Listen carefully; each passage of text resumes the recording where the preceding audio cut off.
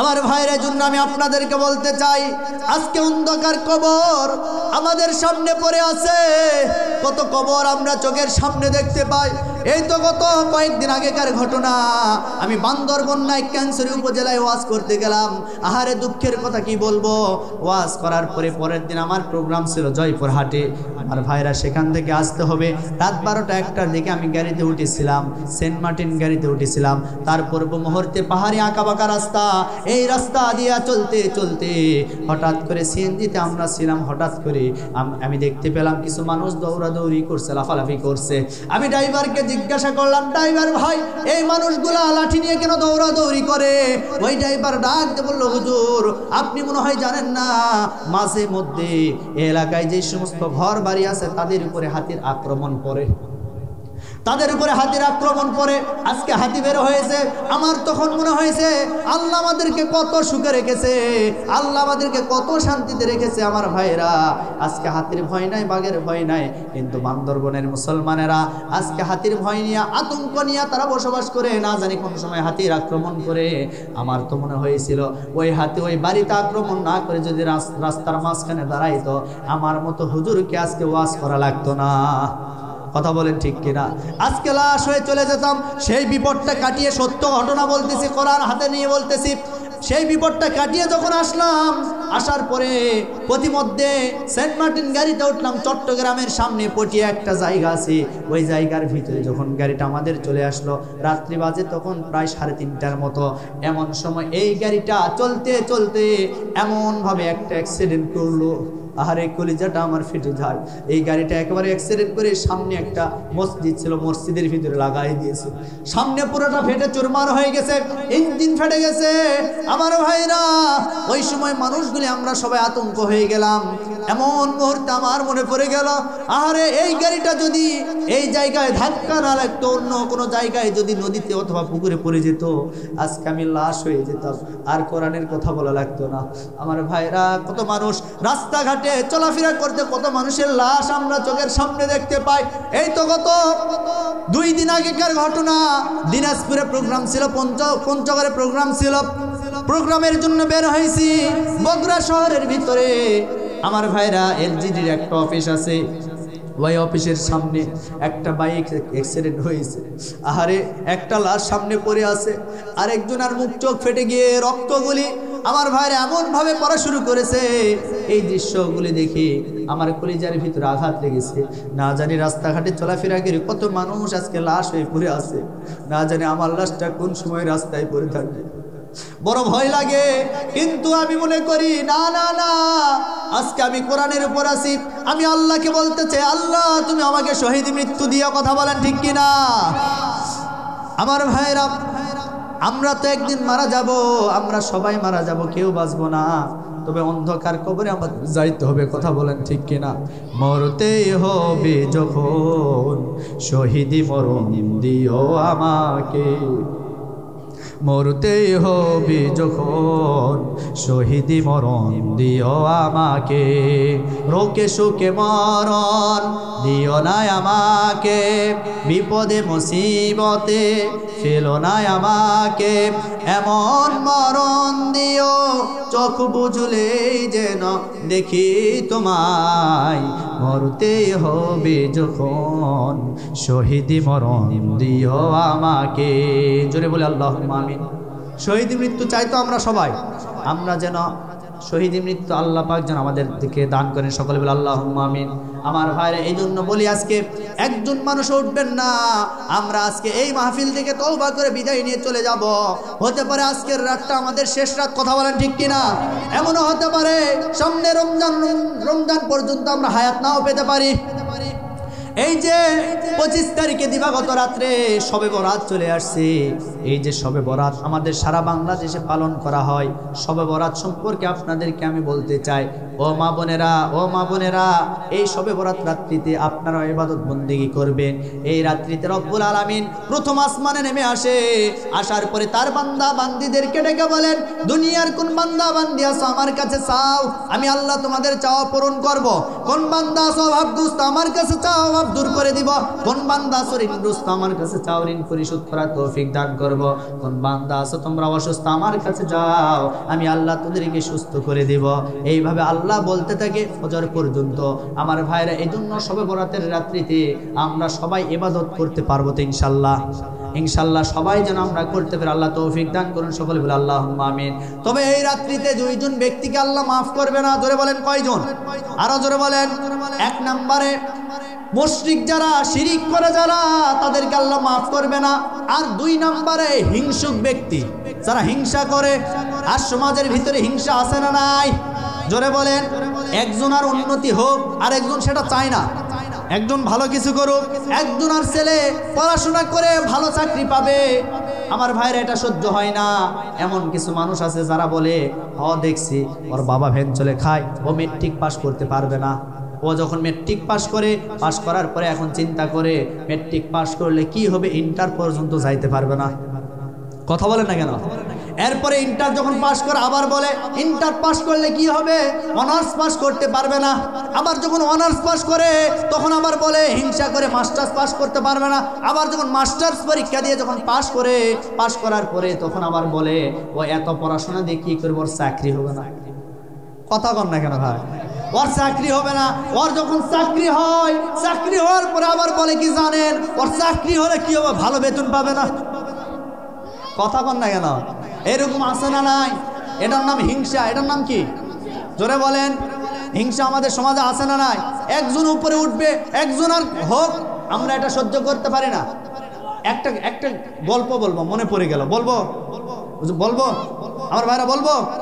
একজন কৃষক মাঠে গেছে কাজ করতে। এটাও একটা উপন্যাস, শিক্ষার জন্য বলতেছি। কাজ করতে করতে ফালের উপরে একটা পাথর ঘষা লেগেছে। এখন এই পাথর ঘষা লাগার পরে পাথর মানে কথা বলা শুরু করে দিয়েছে। ডাক দিয়ে বলে, মালিক কি চাই? বলে কি চাই মানে? বলে হ্যাঁ, আপনি যা চাইবেন সেটাই পাবেন, তবে আপনি যদি 10 টাকা চান আপনার 10 টাকা হবে, আপনার পাশের বাড়ি যে আছে ওর 20 টাকা হবে। তখন মালিক চিন্তা করলো, কষ্ট করে পাথর পেলাম আমি, আমার 10 টাকা হবে, ওর 20 টাকা হবে, দরকার নাই। এটা কুদরতি পাথর। এই পাথরটা হাতের ভিতরে নিয়ে বাড়িতে চলে গেল। যাওয়ার পরে স্ত্রীকে ডাক দিয়ে বলে, স্ত্রী, এই যে কুদরতি পাথর পেয়েছি, এই পাথরটা সযত্নে রেখে দেবো, তবে সাবধান, কোথাও যেন ঘষা না লাগে। আমি একটি কথা বলি বারবার, মা বোনদের একটি অভ্যাস হলো, আপনি যখন বলবেন যে এই কথা তুমি কাউকে বলবা না, ও যতক্ষণ না বলবে ওর পেটের ভাত হজম হবে। কথা বলেন। এখন তার স্ত্রী চিন্তা করছে যে তুমি যাও আগে, এটা ঘষা দেওয়া লাগে কেমনি ওটা আমি ভালো করে জানি। এইবার কৃষক মাঠে চলে গেছে, পাথর ঘষা দিয়েছে। দেওয়ার পরে পাথর ঘষা দিলে পাথরের নিয়ম হলো কথা বলে, কারণ কথা বলা শুরু করে দিয়েছে। তো এখন ডাক দিয়ে বলে, মালিক কি চাই? বলে কি চাই মানে? বলে হ্যাঁ, আপনি যা চাইবেন সেটাই পাবেন। তখন বলল, আমি একতলা বাড়ি চাই। কি চাই? একতলা বাড়ি চাই, কারণ সারা জীবন কুড়ে ঘরের ভিতরে থাকলাম, এর ভিতরে থাকতে চাই না, একতলা বাড়ি চাই। আচ্ছা, তার একতলা হয়ে গেল। এখন পাথরের নিয়ম হলো, তার যদি একতলা হয়, পাশের বাড়ি যে আছে ওর কয়তলা? কথা বলেন না কেন? ওর হয়ে গেছে 2 তালা। এখন এই কৃষক মাঠ থেকে আবার বাড়িতে আসছে, আসার পরে কি ব্যাপার, ঘর নাই, বাড়ি নাই, গেল কই? এইরকম করতে করতে চিন্তা করলো যে আমার জায়গায় বিল্ডিং কেমনে হলো। যাক, যা হবার হয়ে গেছে, বাড়ির ভিতরে ঢুকছে। ঢোকার পরে স্ত্রীকে ডাক দিয়ে বলেন, প্রাণের স্ত্রী, ঘটনা কি? ঘটনা কি মানে আগে আল্লাহর শুকরিয়া আদায় করো। কার শুকরিয়া আদায় করো? আগে আল্লাহর শুকরিয়া আদায় করো। বলে কেন? বলে হ্যাঁ, ওই যে তুমি কুদরতি পাথর দিয়েছিলে, আজকে ওই পাথরের কারণে আমাদের একতলা বাড়ি হয়েছে। তখন এই কৃষক মাথায় হাত দিয়ে বলে, সর্বনাশ, তুমি কি ক্ষতি না আমার করছো? তুমি কি জানো আমাদের একতলা হয়েছে, আমার পাশের বাড়ি যে আছে ওর হয়েছে 2 তালা। তো যাক, যা হবার হয়ে গেছে, পাথর কোথায়? পাথর এবার কৃষককে নিয়ে আসে দিয়েছে। দেওয়ার পরে ওই কৃষকটা আবার ঘষা দিয়েছে। ঘষা দেওয়ার পর পাথর কথা বলা শুরু করে দিয়েছে। ডাক দিয়ে বলে, মালিক কি চাই? বলে কি চাই মানে? আমার একটা চোখ অন্ধ করে দাও। কি করে দিবে? আচ্ছা, তার নিয়ম হলো, ওর যদি একটা হয়, পাশের বাড়ি যে আছে ওর কয়টা হবে? কথা বলে, ওর 2টা হবে। ওর ধারণা আমার 1 চোখ অন্ধ হলে আমি 1 চোখ দিয়ে করে খেতে পারবো। ওর যদি 2টা হয়, ও দেখতেও পারবে না, কিছু করতেও পারবে না। এর নাম হিংসা। এর নাম কি? এই হিংসা আমাদের সমাজে আছে না নাই? এই হিংসা করা যাবে না। আর এই হিংসাকারী ব্যক্তি যদি শবে বরাতের রাত্রে হোক, যে কোনো দিন হোক, যদি আল্লাহর কাছে দোয়া করে আল্লাহ তাকে মাফ করবে। এই জন্য শবে বরাত আসছে সামনে, আমরা আমল করার চেষ্টা করব। সকল বলে আল্লাহুম্মা আমিন। সর্বশেষ আমি আপনাদেরকে বলতে চাই, যে কথা বুঝাতে চাচ্ছি, যে আমাদের হতে পারে আজকের এই রাত শেষ রাত, এজন্য আজকে দোয়া করবেন, ইনশাআল্লাহ দোয়া কবুল হয়ে যাবে। কার দরবারে? আল্লাহর দরবারে। আমি কোরআন হাতে নিয়ে বলছি। যে যুবক জালিম বাদশার সামনে বলল আমাদের জীবন চলে যাবে, এরপরে আমরা আপনার কাছে ঈমান ছেড়ে দিতে পারবো না। এই কথা বলার পরে জালিম বাদশা ডাক দিয়ে বলল, আমি তোমাদেরকে 3 দিন পর্যন্ত সময় দিলাম, 3 দিন। এই 3 দিনের ভিতরে যদি আমার দলের ভিতরে না আসো, তাহলে তোমাদেরকে কিন্তু মৃত্যুদণ্ড দিয়ে দুনিয়া থেকে বিদায় করে দিব। ওই যুবকরা 3 দিন সময় পাওয়ার পরে এখন এই যুবক চিন্তা করে, না না না, আমরা তো এই রাজ্যের ভিতরে থাকতে চাই না, এই রাজ্যের ভিতরে আর থাকবো না। আমরা এই রাজ্য ছেড়ে আমরা আল্লাহর দ্বীনের জন্য হিজরত করব। আমার ভাইরা, আল্লাহর দ্বীনের জন্য হিজরত করা এটা প্রত্যেকটা মুসলমানের দায়িত্ব। নবী রাসূলেরা করেছে, সাহাবায়ে কেরামরা করেছে। সুতরাং আজও বাংলাদেশের জমিনে এমন কিছু মাজলুম মানুষ আছে যারা আল্লাহর দ্বীনের জন্য হিজরত করে। কথা বলেন ঠিক কিনা? আমার ভাইরা, এই যুবকরা এবার চিন্তা করলো, আমরাও হিজরত করতে চাই। ওই রাজ্য ছেড়ে কিতাবের ভিতরে এসেছে, তাফসীর ইবনে কাসিরের ভিতরে এসেছে। আমার ভাইরা, ইবনে কাসির রাহিমাহুল্লাহ তিনি লিখেছেন, ওই যুবকরা কেউ বলেছে আমার মিশর দেশে, কেউ বলেছে সিরিয়া দেশে চলে গেছে। মিশর হোক আর সিরিয়ায় হোক, যে দেশ হোক না কেন, একটি দেশে তারা পার হয়ে চলে গেল। যাওয়ার পরে চলতে চলতে ক্লান্ত শ্রান্ত হয়ে গেছে। সামনে বিশাল বড় একটা গুহা দেখতে পেল। এই গুহা দেখার পরে তারা নিজের শরীরটাকে একটু রেস্ট করার জন্য, আরাম করার জন্য ওই গুহার ভিতরে প্রবেশ করলো। প্রবেশ করার পরে এইবার ওই গুহার ভিতরে এই যুবকরা ঘুমিয়ে যাবে। এর পূর্ব মুহূর্তে তাদের কাছে কিছু টাকা পয়সা ছিল, কিছু স্বর্ণ মুদ্রা ছিল, কিছু দিরহাম ছিল। এই টাকা পয়সা নিয়ে তারা ওই জায়গায় ঘুমিয়ে পড়লো। রব্বুল আলামিনের কাছে ঘুমের পূর্ব মুহূর্তে দোয়া করেছিল, আল্লাহ তাআলা, আল্লাহ তাআলা, আমরা আপনার উপরে ঈমান এনেছি, আমাদের কাজগুলি আপনি সহজ করে দেন আর আমাদের উপরে আপনি রহম করুন। সূরা কাহফের 10 নম্বর আয়াতের ভিতরে এসেছে। আমার ভাইরা, রব্বুল আলামিন এই কথা শোনার পরে তাদের কাজগুলি এমন সহজ করে দিল। তারা যে ঘুমে গেল, ঘুমে যাওয়ার পরে এমন ঘুম পাড়ায় দিয়েছে, ওই গুহার ভিতরে 1 নয় 2 নয় 309 বৎসর ঘুমের ভিতরে ছিল। কয় বৎসর?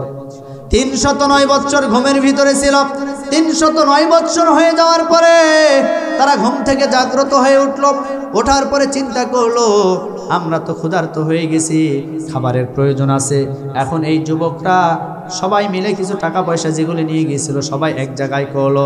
এই টাকা করার পরে তারা বাজারে চলে গেছে কিছু খাদ্য নেওয়ার জন্য। আমার প্রিয় বন্ধুগণ, বাজারে যখন চলে গেল, যাওয়ার পরে দোকান থেকে খাদ্য ক্রয় করেছে। ক্রয় করার পরে তারা যে টাকা দিবে, তারা যে আমার প্রিয় বন্ধুগণ দিরহাম দিবে, এই টাকাটা দেওয়ার পরে ওই দোকানের মালিক এখন তাদেরকে জিজ্ঞাসা করছে, ভাই আমি তোমাদেরকে খাদ্য দিয়েছি, খাদ্যর বিনিময়ে টাকা দেও, এগুলি কি দিচ্ছ? এগুলি কি দাও? বলে কেন, টাকাই তো দিচ্ছি। বলে না, এগুলি তো টাকা না, কারণ 309 বছর পূর্বে ওগুলি টাকা ছিল। 309 বছর পরে ওই টাকা তো আর চলবে না। কথা বলেন? আচ্ছা, আমাদের বাংলাদেশ ধরেন 100 বছর আগে আমাদের বাপ দাদারা যে সমস্ত টাকা পয়সাগুলি ব্যবহার করত, এখন কি সেই টাকা আছে? এখন ওই টাকা দিয়ে যদি আমরা কোনো খাদ্য, কোনো এরপরে কোনো কিছু করতে যাই, কেউ কি দিবে? বলেন? কেউ বলবে যে এটা টাকা না, এটা অন্য কিছু। কথা বলেন? এজন্য তাদেরকে বলল দোকানদার যে আমাকে টাকা দাও, এগুলো কি দাও? এখন এই যুবক তো চিন্তা করে যে না, এগুলো তো টাকাই, এগুলো তো টাকাই। এরপরে যুবককে অনেক বলার পরে বলল যে এই টাকা তুমি কই পেয়েছো? বলে কই পেয়েছি মানে আমি আমার বাড়ি থেকে নিয়ে এসেছি, নিয়ে এসে আমরা গুহার ভিতরে ঘুমিয়ে গেছি। এই যে গত রাত্রে তো আমরা ঘুমিয়েছিলাম। সুবহানাল্লাহ। যুবকরা মনে করছে আমরা গত রাতে ঘুমিয়েছিলাম, কিন্তু এই ঘুমের ভিতরে 309 বছর যে কাটিয়ে গেছে তারা টের পায় না। আল্লাহু আকবার। 309 বছর ঘুমের ভিতরে কাটিয়ে দিয়েছে। এরপরে দোকানদার এখন চিন্তা করলো যে না, এরা তো অনেক ঝামেলা করছে। পরে ওই রাজ্যের ভিতরে প্রশাসন যারা ছিল তাদেরকে খবর পাঠালো। খবর পাঠানোর পর তাদেরকে গ্রেফতার করা হলো। 7 জন যুবককে গ্রেফতার করলেন, বাদশার আদালতে নিয়ে যাওয়া হলো। বাদশার আদালতে নিয়ে যাওয়ার পরে বাদশাহ এখন চিন্তা করছে, ওই যুবকদেরকে বলল, যুবকরা সত্যি করে বলো তোমাদের বাড়ি কোথায়, ঘর কোথায়, কোথার থেকে এসেছো, আর এই টাকাগুলি কই পেলে তোমরা বলো। বললো কেন, আমরা অমুক দেশ থেকে এসেছি। আসার পরে আমরা এই গুহার ভিতরে ঘুমিয়েছিলাম, আমরা গত রাত্রে ঘুমিয়ে গিয়েছিলাম। এ কথা বলার পরে চিন্তা করলো, না তোমরা গত রাত্রিতে ঘুমাও নাই, বরং তোমাদের টাকাটা এই মুদ্রাটা পরীক্ষা করতে হবে। তখন ওই বাদশাহ চিন্তা করলো, তার কাছে বাদশাদের একটা লিস্ট ছিল, 309 বছর পূর্বে কোন রাজা কোন বাদশাহ শাসন করত তার নাম ওই লিস্ট অনুযায়ী বের করলো, এবং ওই বাদশার আমলে কোন মুদ্রা চলতো সেগুলিও বের করলো। 309 বছর পূর্বে যে বাদশাহ ছিল তার নাম ছিল তাকিয়ানুস। তার নাম কি? তাকিয়ানুস। সেই বাদশার নথি বের করার পরে দেখলো যে ওই বাদশাহ এবং মুদ্রা, এই যুবকের হাতে যে মুদ্রা ছিল এগুলি সব হুবহু মিলে যাচ্ছে। তখন বাদশাহ তাদেরকে বলল যে, না এ যুবকরা, তোমরা গুহার ভিতরে ছিলে 1 নয় 2 নয় 309 বছর ঘুমিয়েছিলে। তোমাদেরকে আল্লাহ ঘুমিয়ে দিয়েছিল কিসের কারণে? তোমাদের ঈমানের কারণে। ওই বাদশাহ ছিল আবার ঈমানদার, আল্লাহওয়ালা ছিল, যার কারণে বাদশাহ ঘোষণা করলো যে যেহেতু তোমরা আল্লাহর উপরে অবিচল ছিলে, ঈমানের উপরে টিকে ছিলে, যার কারণে আল্লাহ সাহায্য করেছে, আবার তোমাদেরকে জীবিত ফেরত পাঠায়েছে, আমি বাদশাহ হয়ে আজকে ঘোষণা করলাম তোমরা আমার রাজ দরবারে রাজার হালতে থাকবে। সম্মান বাড়াই দিল কে? আরো জোরে বলেন। সত্য ঘটনা কোরআনের। বাকি আছে কয়টা? আরো 2টা। জুলকারনাইন বাদশার ঘটনা আমার নবীজির কাছে প্রশ্ন করেছিল। তারা বলেছিল আমার নবীজিকে, হে নবী, আপনি যদি সত্যি পয়গম্বর হয়ে থাকেন তাহলে আপনারা ওই পূর্বপুরুষদের আগে যে ঘটনা ঘটে গেছে আসহাবে কাহাফ, এই ঘটনা বলেন। আমার নবীজি বলল, আগামীকাল এসো, আগামীকাল এসো। এই কথা বলার পরে আগামীকাল আবার যখন তারা আসলো, নবীজির কাছে ওহী আসে না, ওহী আসে না। এক পর্যায়ে নবীজি বলতেও পারে না, 1 নয় 2 নয় 15 দিন পার হয়ে যায়। 15 দিন পর জিবরাইল আমিন ওহী নিয়ে আসলো। নিয়ে আসার পরে বললে, ইয়া রাসূলুল্লাহ, আপনি তো বলতে পারবেন না, কারণ একটা শব্দ আপনি ভুল করেছেন। সে ভুলটা কি? আপনি যে তাদেরকে বললেন আপনি আগামীকাল বলবেন, আপনি কি বলেছেন ইনশাল্লাহ? ইনশাল্লাহ তো আপনি বলেন না, সুবহানাল্লাহ কোন। এই জন্য এখান থেকে একটা শিক্ষা নিতে হবে, আপনি আগামীকাল এই কাজ করবেন, আপনাকে বলতে হবে ইনশাল্লাহ। আল্লাহ যদি চাই করবেন, আল্লাহ যদি না চাই পারবেন? কথা বলেন। কোনো কাজ করতে গেলে শুরুতে কি বলবেন? ইনশাল্লাহ। কোনো কাজ শুরু করেছেন সেই শুরুতে বলবেন বিসমিল্লাহ। কি বলবেন? আবার কাজটা সম্পূর্ণ হয়ে গেছে তখন বলতে হবে আলহামদুলিল্লাহ। এই দোয়াগুলি, ছোট্ট ছোট্ট দোয়াগুলি আমরা আমল করার চেষ্টা করি। আল্লাহ কবুল করুন। আরো জোরে বলে আল্লাহ।